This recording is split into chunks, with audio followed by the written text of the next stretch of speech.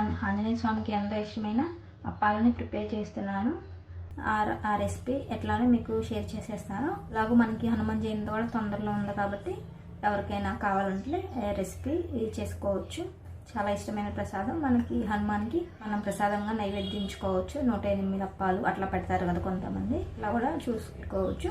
So ఇంకెందుకు ఆలస్యం, నేను రెసిపీ స్టార్ట్ చేస్తాను, చూసేయండి. సో నేను వాటర్ను బెల్లం పెట్టేసుకున్నాను పొయ్యి మీద. ఇది జస్ట్ మనకి బెల్లం కరిగి కొంచెం మరిగితే చాలు, పాకమేం అవసరం లేదు.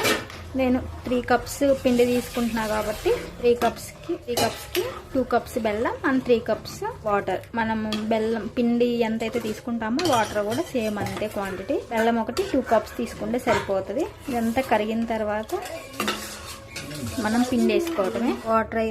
బెల్లం వాటర్ అయితే మరుగుతున్నాయి. ఇప్పుడు మనం పిండి కలుపుకుందాం. నేను కొద్దిగా ఎండు కొబ్బరి పొడి కూడా వేసాను, మీకు ఇష్టం ఉంటే వేసుకోవచ్చు, లేదంటే వేయచ్చు. నేనైతే కొంచెం వేసాను, 2 టేబుల్ స్పూన్స్.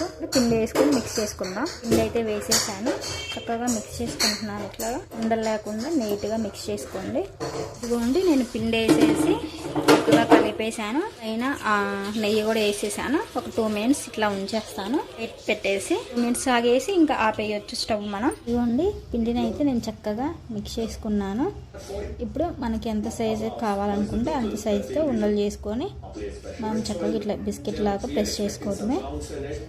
ప్రెస్ చేసుకొని ఇంకా మనం ఆయిల్లో డీప్ ఫ్రై చేసుకోవటమే. అలా ఈజీ ప్రాసెస్. మీకు ఎంత సైజు కావాలంటే అంత సైజు. కొంచెం చిన్న సైజు చేస్తాను బిస్కెట్ల లాగా. ఇదిగోండి పిండిని అయితే ఉండలుగా చేసి పెట్టుకున్నాను. కొన్ని ఫస్ట్ ఉండలను అయితే ఇట్లా అప్పాలుగా ఒత్తుకున్నాను. మనకి ఏ సైజు కావాలంటే ఆ సైజు ఎత్తుకోవచ్చు. నేను కొన్ని చిన్నవి కొన్ని పెద్దవిగా మనం ఆయిల్లో వేద్దాము. ఒకసారి ఆయిల్ వేడెక్కిందో లేదో చూద్దాము. ఫస్ట్ ఒకటి వేసి అది కాలితే అదే పైకి తేలుతుంది. కొంచెం ఉడకనివ్వండి దాన్ని. ఇదిగోండి అది ఫస్ట్ చూడండి ఉంది కదా, కొంచెం పైకి తేలింది. వాటంతటా అవే పైకి తేలుతాయి. అది ఉడకటం అయిపోతే అప్పుడు మనం తిరిగేసుకోవచ్చు.